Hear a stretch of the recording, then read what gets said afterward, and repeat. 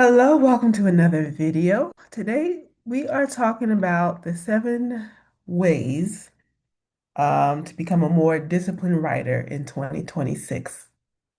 And I'm doing this because I always meet people who ask me the question, how do they become a person who gets their writing done?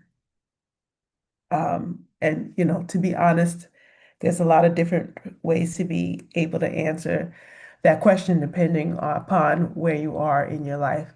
I've been a writer, full-time professional for 10 years, since 2011 years. 2015 is when I started writing full-time as a professional, as a business. But really, I've been writing even before that, using writing in various parts of my career for 20 years. Um, and so I've become a more disciplined writer um, solely out of practice. Um, but there's more to it out of just practice, out of being able to do it on a day-to-day basis. But also because when you get paid to write, and I don't have to work so hard to be able to get my work done, because I understand that um, if I don't do the writing, then the writing will never get done. And at this point, it's not even just the writing anymore, it's all the other stuff that comes with owning a business that happens to be centered on writing too. So all of the marketing activities. Um, I do things, I teach writing classes. And so that requires participation. So it's not even like I have a writing life, but my writing life involves more than just the solitary activity of writing only. And so I have things to get done. So I wanted to share some of my other tips for you to learn how to be a more disciplined writer in 2026, no matter where you are in your writing journey. So you may be, um, just beginning. Perhaps you write after work, before work, on the weekends, whenever you can fit it in. Or maybe you're just starting your writing career, and you want to know how to be able to get more done. Um, or you are someone who's a professional. You have a great professional career, and maybe you want to write a book, you want to do a Substack, you want to be able to pitch magazines, which is what I'm teaching right now. These are tips that are definitely going to be able to help you. So, number one, let's get into it. Number one, stop relying on motivation, and you want to design your writing life instead. Um, the reason why a lot of people want to wait for motivation is because it's nice. One of the things that I used to do, I remember this clearly when I started my writing career, is that learning how to be able to work from home by myself. I used to go onto YouTube and I would listen to motivational speeches. Um, I used to listen to Eric Thomas a lot at this time. If you're familiar with Eric Thomas, he used to do a thing called Thank God It's Monday, right? So I would listen to that, and I would sort of use that as fuel to be able to sort of get myself started, because I hadn't gotten used to the fact that, I was working from home. I didn't really have to get dressed. Excuse me. I didn't really have to get dressed. Um, I could sort of take my time with getting started. I didn't really have um, a schedule to be able to stick to, because, I didn't have to do that anymore. That was the thing that you did at your job. Um, but what I realized is that I needed to create an environment. The ET videos were wonderful to be able to get started. However, I needed a little bit more um, design around my day to be able to get my writing work actually done. And so one of the things that I actually do now is I create writing slots in my day. Instead of just sort of fitting, writing in wherever I can get it, I sort of pre-designate writing slots in my day. They could be 2 to 3 hours long, where I can do deep work. And deep work is really just a time where you can just sort of go all in on one particular writing task, and I focus. Um, and so I will generally have 2 to 3 hours earlier in the day, could be a late morning to early afternoon. And then I might have a second writing slot later in the afternoon to early evening. And just knowing that I have those slots there are enough to help me to say, okay, this is my time for me to write. I've learned to design my week around writing. So on Tuesdays and Thursdays tend to be my peopling days. Yes, I'm using peopling as a verb here. So Tuesdays and Thursdays tend to be my peopling days. Those are generally days where I will do things like meetings and phone calls. Um, because those things take more energy. I don't really expect to do to get a whole lot of writing work done, unless it's, like editing something that just needs a quick eye, like an article I've written for a publication. Um, Tuesdays and Thursdays, I don't really expect to get a lot of deep work done. I don't necessarily schedule, but the other days in my week, I will have 1 to 2 writing slots where I will focus on a writing activity. Um, and so I had to really mature a lot during this time of learning how to work for myself. It's not just the being a writer. A lot of us start out with this fantasy of being a writer where we can take all the time we want to be able to hang out and be creative and think about what we're writing and talk about what we're writing, but never actually sit down to do the writing. If you want to be a writer, you need to sit down and write. It's really that basic. Um, One of the things that I also need that's part of creating your environment is that I need to be well rested.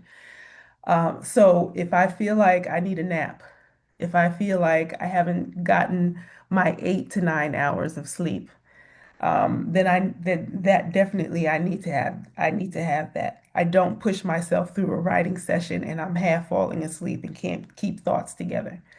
That doesn't really work for me. Um, and we'll talk about why in a second. Um, but I had to grow up because I had to learn how to be able to create parameters around my writing life. I had to be able to protect my environment and I had to be able to protect my time and how it is that I use it in order for me to be not just productive, but a writer who also gets paid. Because a lot of people will say that they're not making the money that they would like to be able to make, but it's often connected to the fact that they are not disciplined enough to keep the habits that keep the money rolling in on a regular basis. So this is important to know. So disciplined writers don't necessarily ask if they will write today. They've already decided that the writing is going to happen and they create an environment where it will happen. It's happening in this time, in this space. Next tip to be a more disciplined writer. You want to be able to anchor your writing to your identity and not necessarily your goals.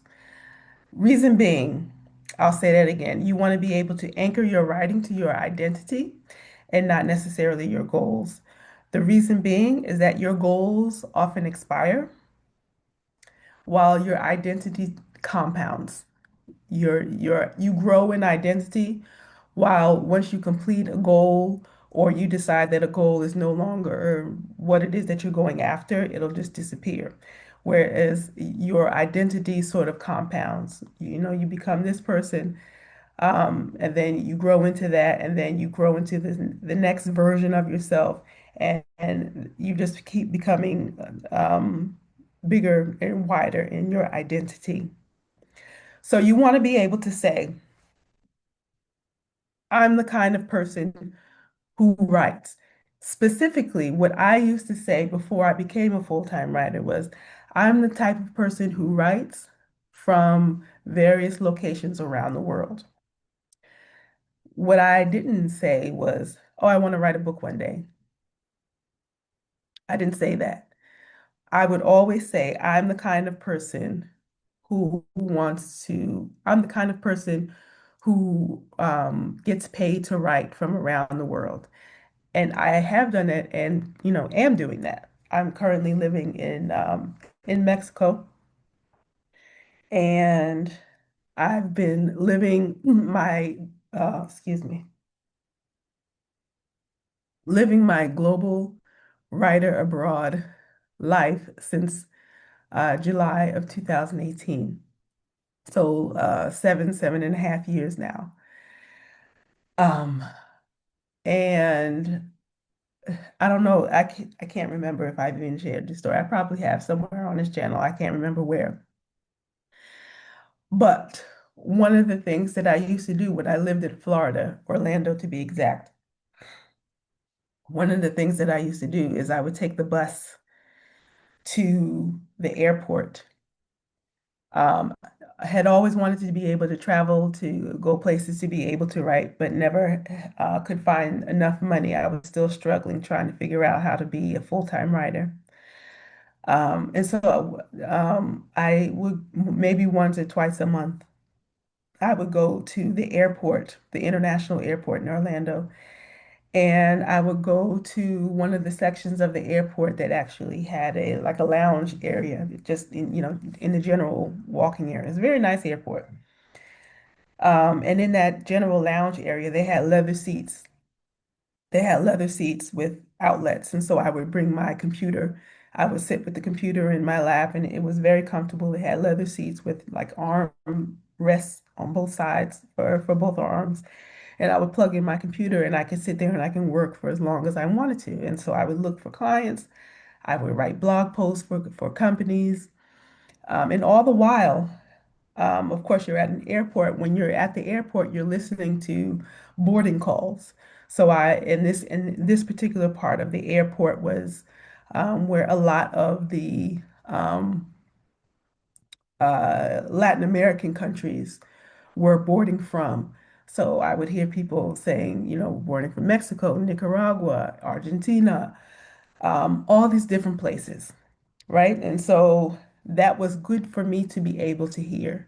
I can see I'm in the airport and I'm doing the thing that I wanted to do. I wanted to be able to write. I wanted to be able to do it in other countries. Couldn't necessarily do it at that time, but I can hear I'm around other people that are getting on a plane to go somewhere, and that was good enough at the time. I had decided one of the things that I really love when I travel is I like to be able to buy jewelry, right? Handmade jewelry in particular. Excuse me.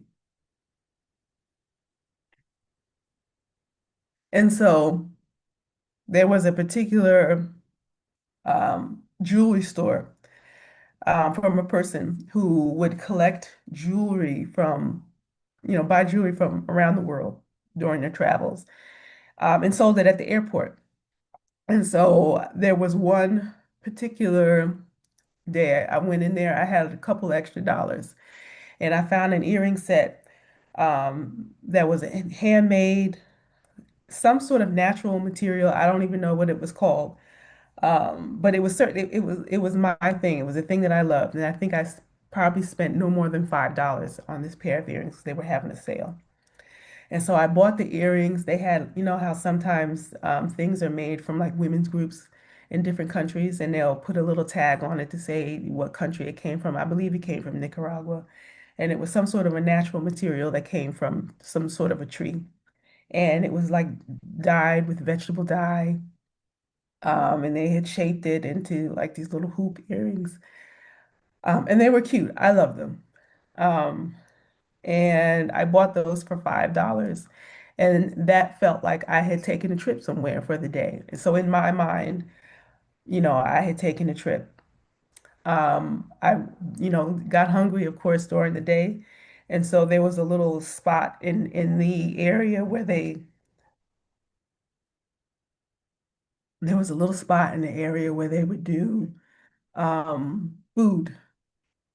Uh, there was a food place there, and I went to a little Asian spot, got myself a little plate of something for another $5. And I ate with chopsticks because eating with chopsticks made me feel like I was eating someplace else, not at home. And then I would go to, walk around, take a break, go to one of the luggage stores, and I would, look at the bags that they had in there.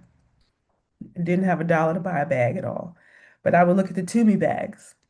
I would take the Toomey bags out, look at the size, put my hands on the inside of it, see how much space was in it, and I would imagine putting all my clothes in there, and I would take the Toomey bag and I would roll it and see, whether or not the bag was big enough to fit my height.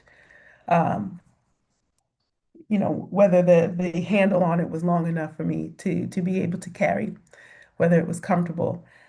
And I just like to do stuff like that, and so I would do that once or twice a month when I had some extra money to be able to spend the day out. And that is what I mean when I say you anchor your writing, you anchor yourself to your writing identity and not your necessarily your writing goals.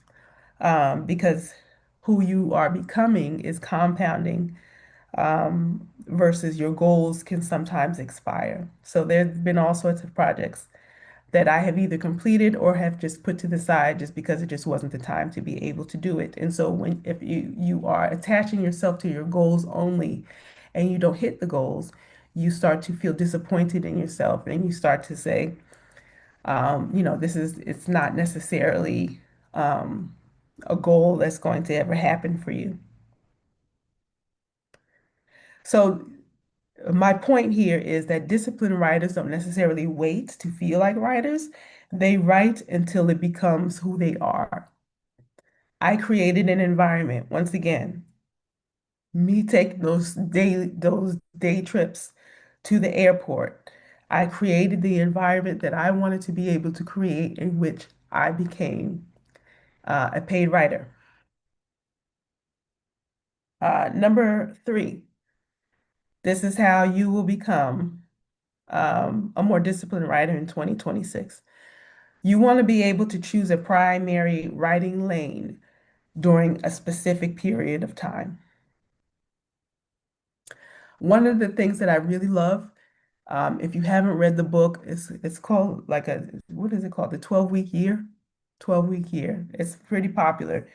If you don't have the book, there's, people online who have done summaries of it. And I myself am doing it at this point in time, working on a particular what I have done is I am working on a particular project, one of which is my course on learning how to be able to pitch magazines and use that as part of your career, using it to amplify the career that you already have or one that you would like to be able to create and get into. Um, I am also working on um, doing editorial consultations with people to be able to, people who want to be able to work at a high level and are looking to be able to create a strategy around around your life, around what it is that you would like to be able to create, whether you want to write a book, whether you're interested in um, creating some sort of a writing project, an all-encompassing writing project, and creating a strategy around that. And so I am using LinkedIn to be able to find those types of clients, right? And this is a high level consultation, one-on-one consultation that I'm doing with people.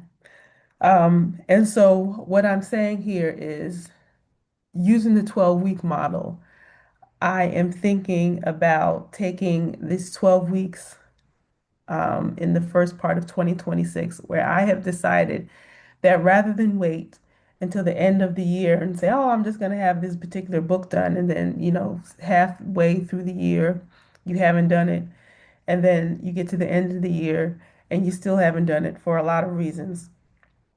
And again, people tend to punish themselves for not having done the work.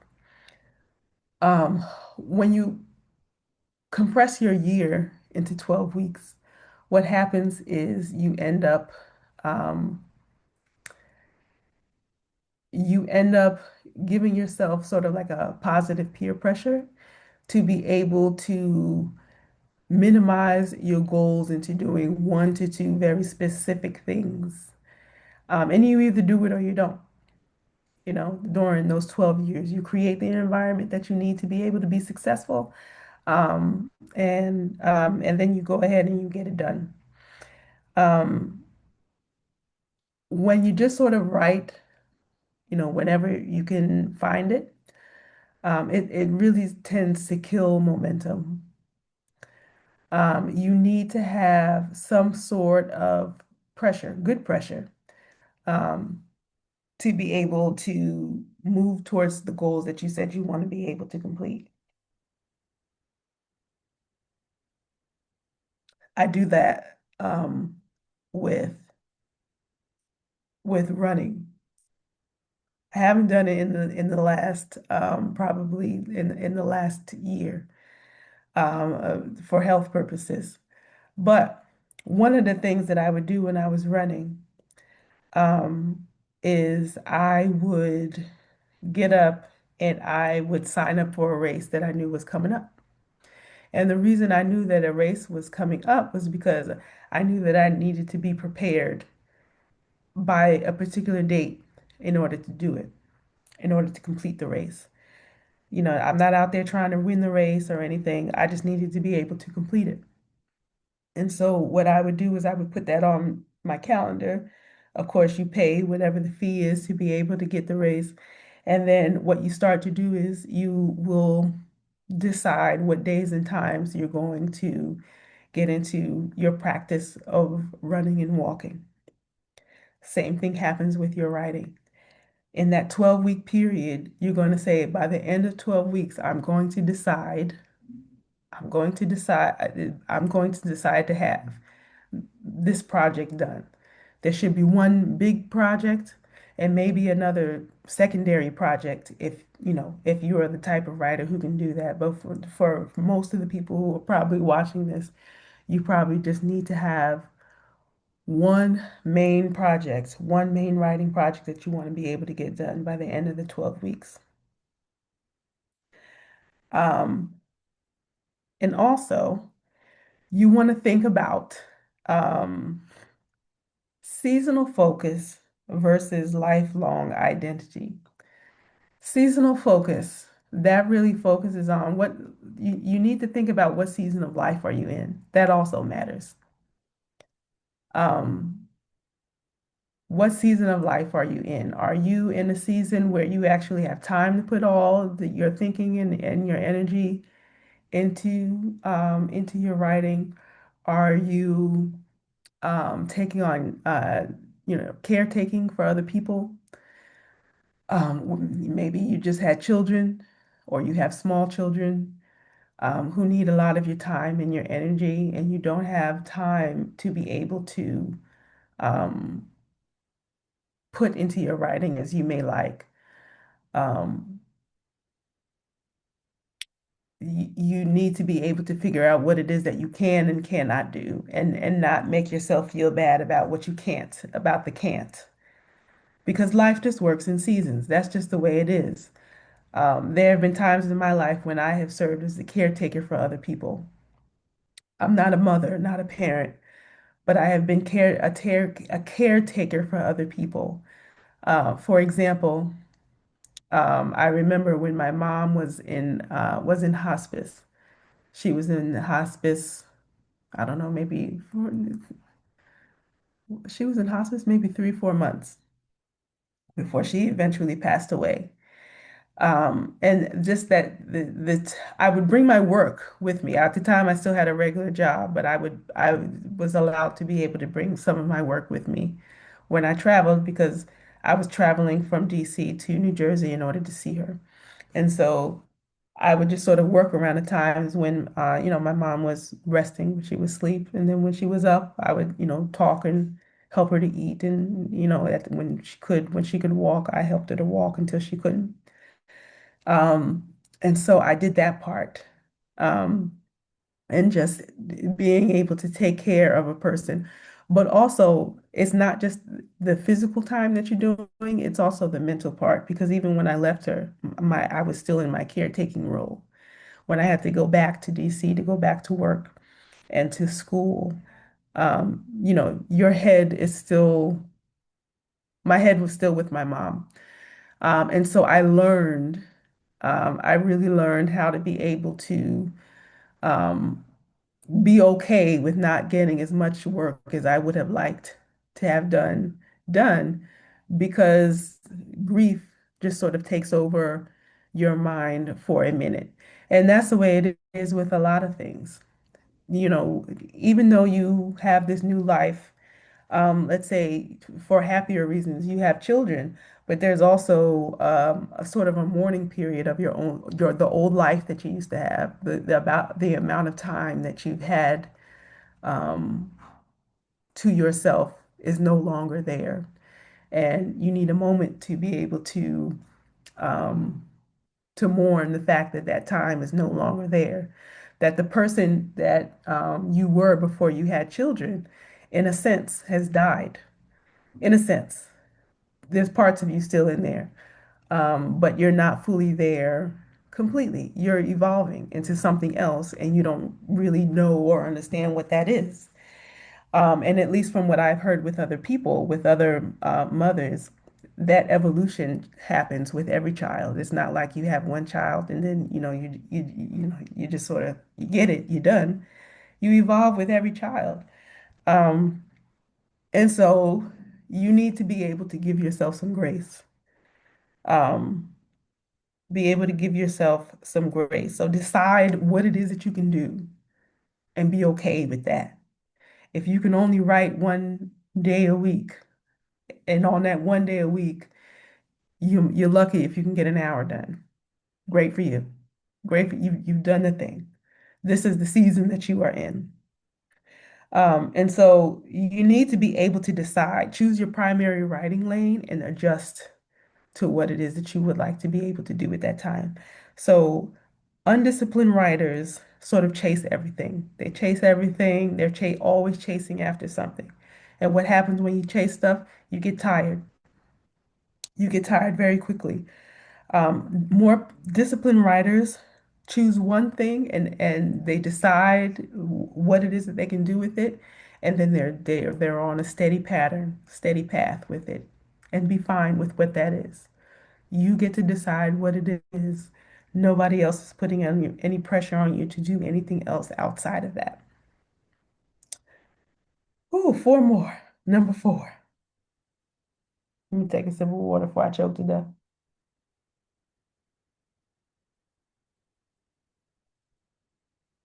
Number four. You want to be able to create a writing ritual and not just a writing schedule. When you have a regular ritual going on, it gets rid of a lot of writing resistance.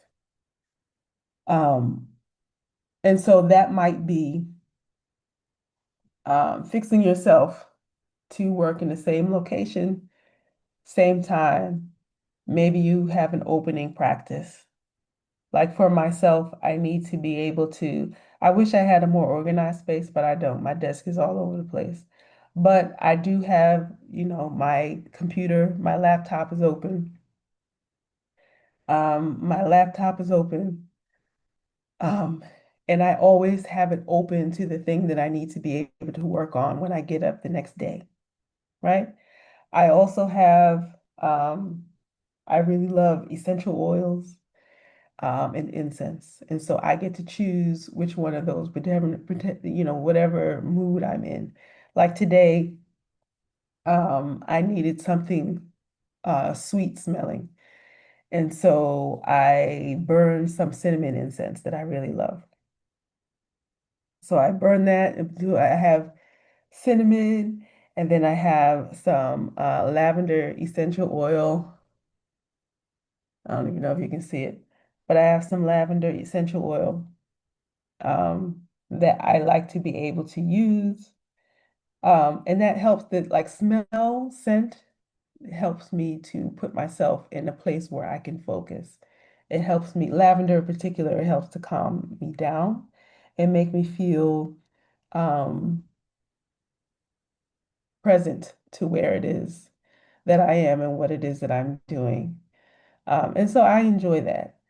I also will use a meditation practice. I like to be able to get up and practice my meditation for at least 20 to 30 minutes in the morning when I'm up. For other people, that might be a cup of tea, cup of coffee. You may want to do some walking or some sort of stretching before you start. It might be yoga, it may be music for you. I don't tend to use music. I use music as a way to be able to unwind at the end of the day. That's sort of like my reward. When I'm cooking my dinner in particular, I'll look for some of the jazz stations, like real jazz, not like AI jazz. But I would listen to jazz is at the end of the day to be able to sort of mark my wind down period at the end of the day. But it's good to be able to have a ritual to be able to help get yourself started, to help you become more disciplined writer. When you know that you're working from the same place, maybe you generally have the same time, you create some sort of a practice that helps to open up your writing session. Um, if you match the writing activity with something else that is tangible, something that is physical, you'll be more likely to follow through. So discipline actually gets easier when your body knows what's coming. Stick with that. Discipline gets easier when your body knows what's coming. Number 5, measure your output in time, not results. Measure your output in time, not results. And this one I had to learn too. I had to learn this through practice. When you do your sessions, for me, my sessions tend to be 2 to 3 hours at a time, my writing sessions. Yours do not have to be that. Whatever it is that you decide works for you at the time. When you have your writing sessions, you want to think about completing your sessions in time and not just writing count because you don't always have something to say every day. Let's just be honest. Some days are a little bit harder to be able to write because life is lifing. Um, you may not, you may not feel well. Um, and so every day is just not going to be, um, a 3,000 word writing day. And that's okay. So long as you stick to the habit, that's the point. Stick to the habit of having your writing time and deciding what it is that you're going to be able to get done. What do you have the capacity to get done during that time? And if you can do more than that, awesome. If you do a little less than that, also awesome. The point is that you are learning how to create a consistent pattern of showing up to the writing session. Because if you show up to the writing session, you're more than likely going to be able to get it done. One of the things that I used to do um, last year, I did it. I had several sessions where people would come in, and they were paid writing sessions where we would meet as just an accountability group.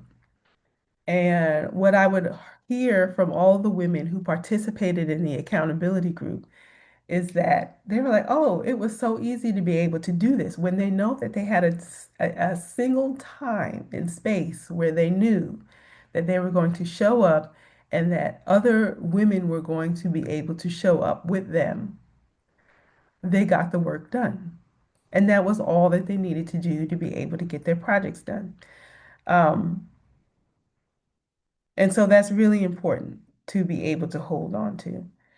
Um, so what I want you to walk away with is to know that disciplined writers keep promises to their time and not necessarily their ego.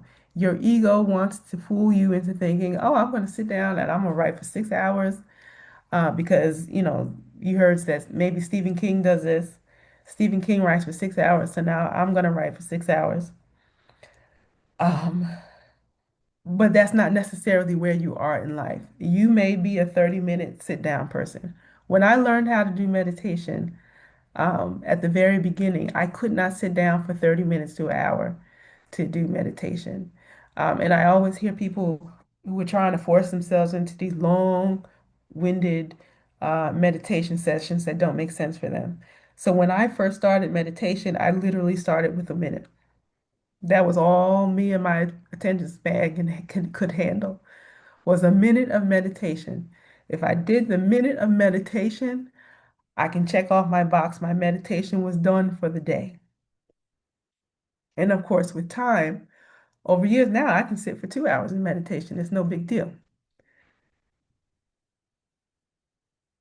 But that's only because it's been a good 6, 7 years of almost daily practice. Same thing with your writing. If you're writing, and you can only fit 20 minutes into your morning of writing. You show up first thing, you wake up, you get out of bed, maybe you get yourself some water, some tea, coffee. You get up before everybody else does, and you sit down at the computer and you focus on your writing ideas for 20 minutes. Don't make this a big thing. Number 6, you want to build accountability that matches your nervous system. So not all accountability is motivating.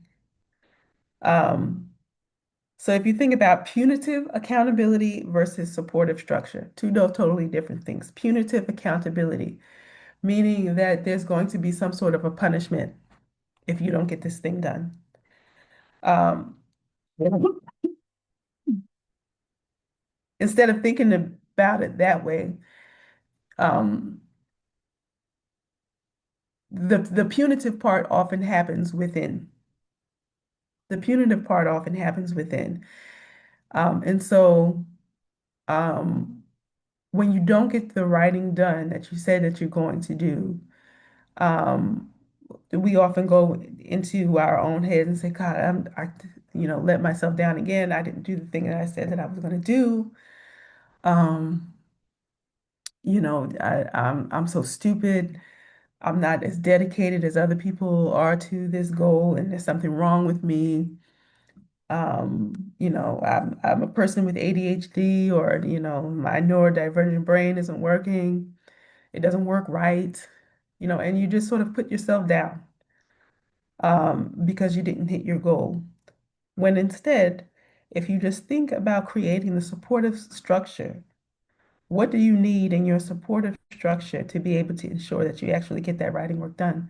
It's a very different way of looking at how it is that you use find accountability for your life.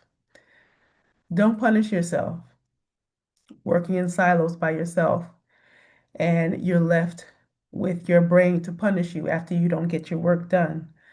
But focus more of your attention towards the supportive structure that you need. Where are you working at? Have you eaten before you've written? Or, so sometimes I do better without eating. Me running off to go and I love to cook, and so I would run off into the kitchen sometimes, and I would get distracted by the act of the cooking and the thinking and being excited about the cooking that writing, that urgent writing that I need to do first thing in the day doesn't happen. So that's why I sometimes will put the food making, the eating, provided I'm not hungry. If you're hungry, eat. But for me, sometimes I don't necessarily need to wake up first thing in the morning or in the day um, to eat. There could be a few hours before I eat until early in the afternoon. And so for me, that's a supportive structure. I talked about how I use scent to work for me. I like to have some sort of calming scent. Today I had the cinnamon incense and the lavender oil. Um,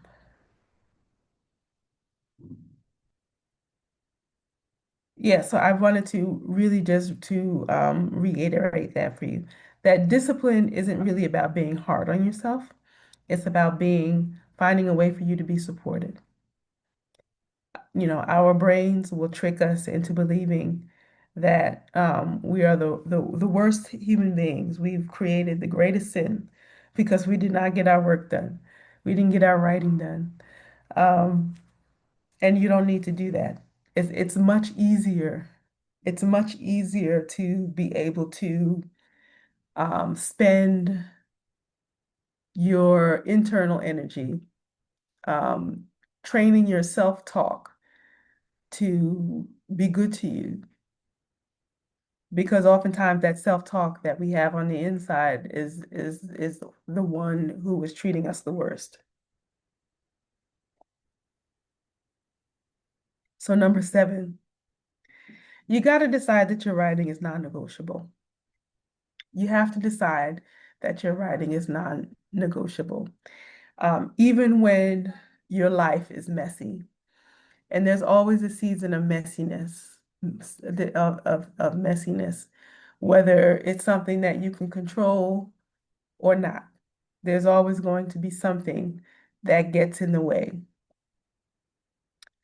But what I always remember is that our time on this earth to be able to live out this iteration of life for me as Halana Black, I don't have a lot of years left to be able to do this.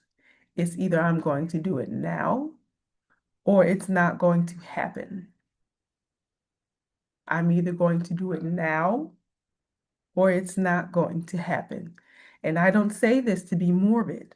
This is not I'm expecting to die soon. I'm 48 years old. I expect to be here living until I'm 100. I expect that. I expect to live a long, healthy life, healthy, creative, artistic writer and painter life, writing about the things that bring me joy. However, if 10 years ago I did not make the leap to start my business when I did, if I did not make the leap to create my business in a way that felt in a way that was absolutely imperfect, I did not know what the hell I was doing. Hear me out. When I tell you that when I decided to get up and to create this business of mine, this writing business. And I said that at some point I was going to be able to pack my stuff up and write from all over the world. Where in the hell, what in the hell was I thinking? To be honest, I don't know anybody who does this. There was absolutely no proof anywhere in my world that said that this life was even accessible to me. How in the hell were you going to be able to do that?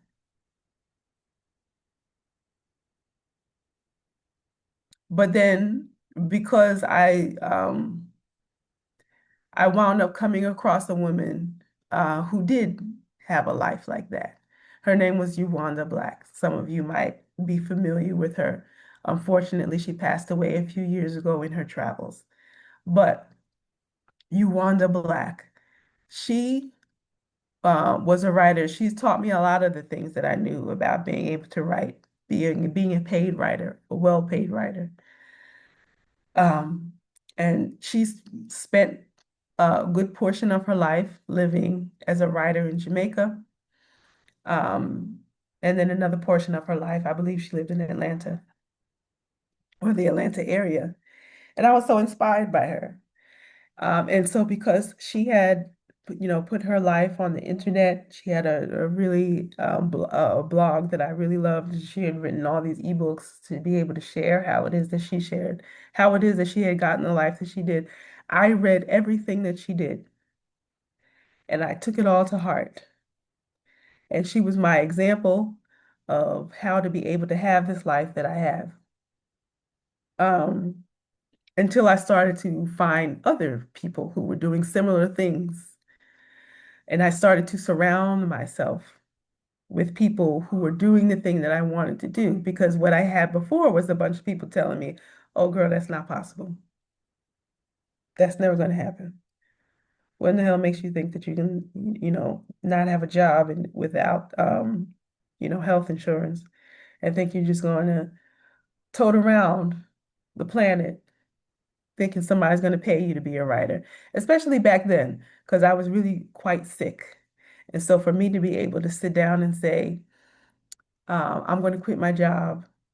And at that time, I was just quite sick. I won't go into details about what that sickness meant, but to be able to always be sick and still believe that I could travel the world and not have access to that, so-called great health insurance, um, to be able to travel without that was just crazy. And who would have thunk that actually leaving the United States and being able to travel on my own terms was actually the move that actually helped to heal me. So I don't even depend on doctors anymore. I don't even depend on doctors anymore. I've learned how to be able to take care of myself. I've learned how to be able to eat well. I learned how to be able to feed myself.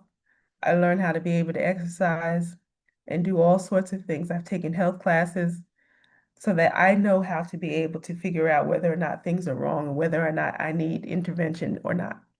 I know how to be able to do those things.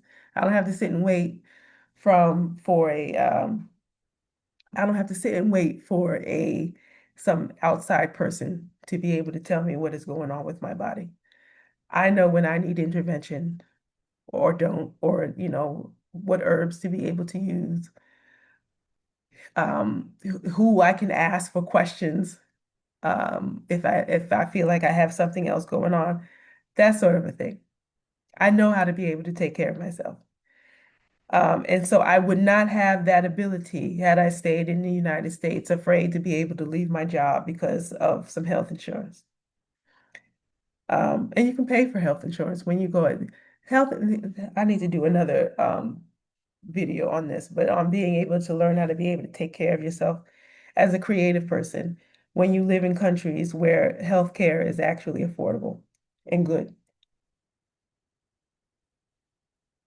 And they don't make you wait weeks and months at a time to be able to see a doggone specialist when you know that you have an issue that needs to be taken care of. But that's another thing. So that's it. Um, my final thing that I wanted to leave you with that is disciplined writers don't disappear when life gets hard. They adapt. I was just actually talking to a friend about this the other day. When you have your own business, this is just for people in general, and I do consider writing to be the business, is that is my business. Um, or it's a big part of my business is writing. And when life gets difficult and you have going through seasons of difficulty, you just learn to adapt. You adapt quickly because I'm dedicated to be able to keeping my life as a writer. I love my life as a writer and being able to travel the world. I love it. I don't want to go back to a life where I have to sit in a cubicle in the dark and work around people who are unpleasant. I don't want that.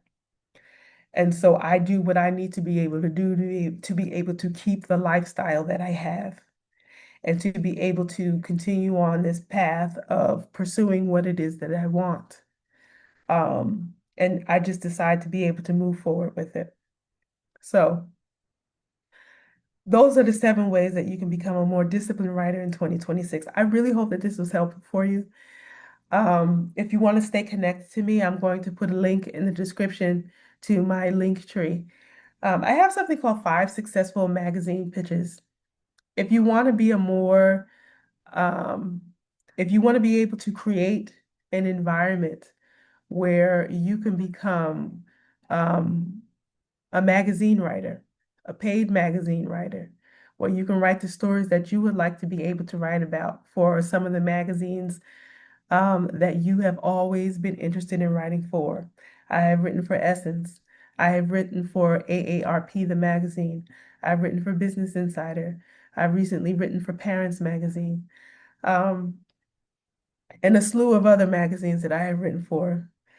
Um, if you want to be able to know how to be able to do that, I'm teaching an 8-week course called